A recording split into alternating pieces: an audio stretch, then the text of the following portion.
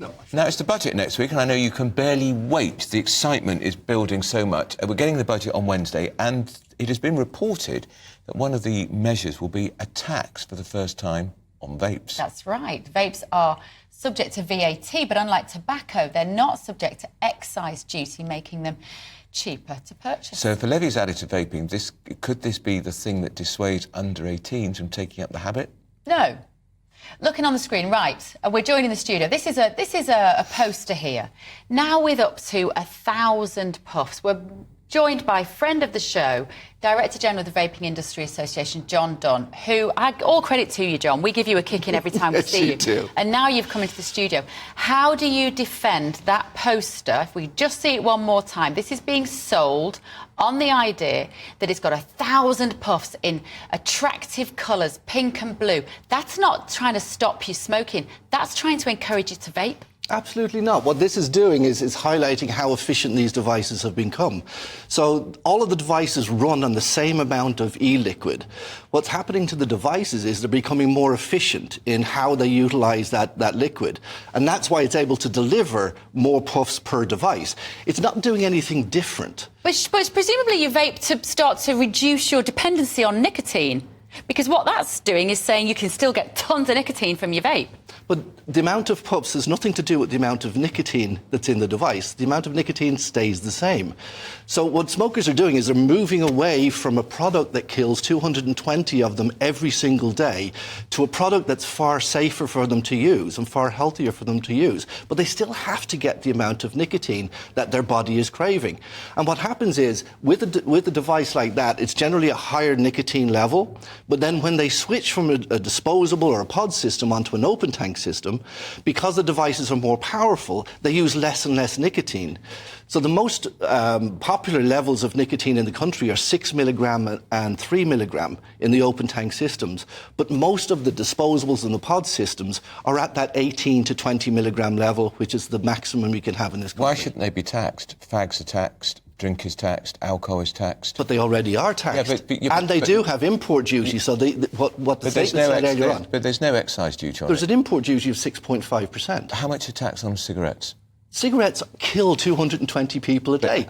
So massive amounts of taxes, absolutely yes. But this is an attack on smoking cessation. Vaping is the most popular way that people quit smoking in this country.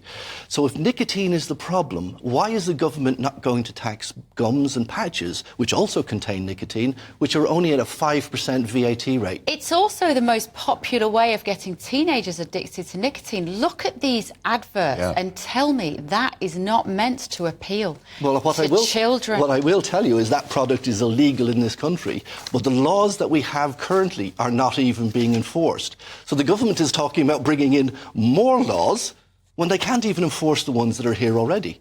How much difference will it make to the price of these vapes, John, if this tax is included on there? Well, it depends on what they actually come out with. There's a lot of speculation at the moment. The budget is next week. Have they talked to you about it? No, absolutely not. You've had no contact with the Treasury? No, and I met with MPs yesterday, and they have no idea what's in this. So this is absolutely coming from Rishi Sunak's office. This is not coming from anywhere else.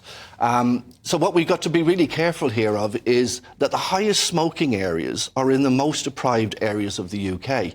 And we're trying to convince these smokers to move to something else. So if you make them more expensive, they're not going to do that. You're just trying to boost your profits. That's what you're trying to do. You're trying to flog more vapes to boost your profits. Why do you go on about this sort of very altruistic? We're trying to get people saying you're trying to flog as many as you can, which is why you get so many of them designed to attract young people. Listen, get them early, get them for good. Listen, one of the things that's very interesting about this is that entrepreneurs solved a problem that the healthcare industry was failing for decades.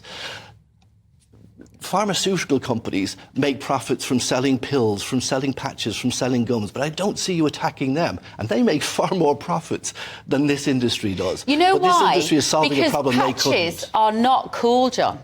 Patches and gum that have nicotine in them appeal to an older generation who might just want to have a little hit of nicotine when they're in the office and whatever, they're addicted for decades. These products are getting children hooked on nicotine. They must be limited.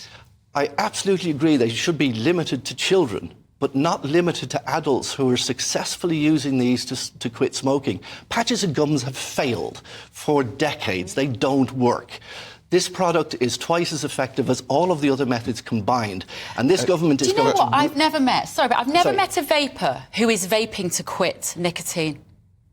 Have you? Absolutely. No. Absolutely. All my vaping friends, and there are many, and there are people vaping in this room behind us probably right now because you can get away with it in offices because nobody smells it. And even though it's not legal, people are doing it. Well, we're at a dinner tonight. We're at the RTS Awards tonight.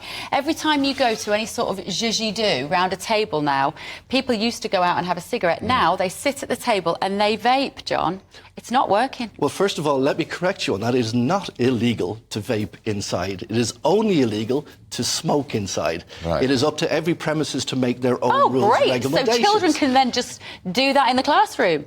Well, adults can do it as well. And 4.6 million vapers in this country, adult vapers who were previous smokers and have successfully quit, are doing that as well.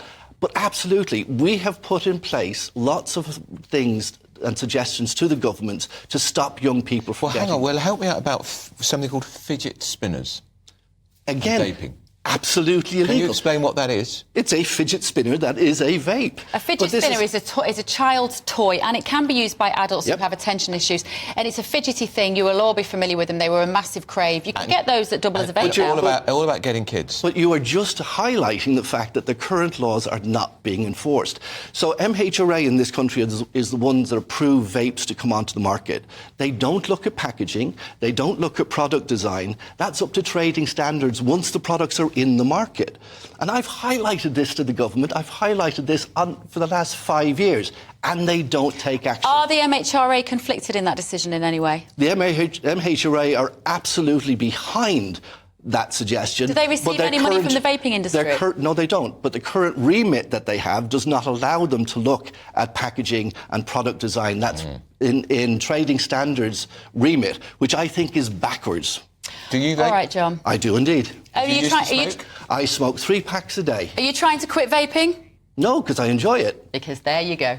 John, lovely to see you, Director General of the Vaping Industry Association, John Dunne, who as an adult is free to do what he wants.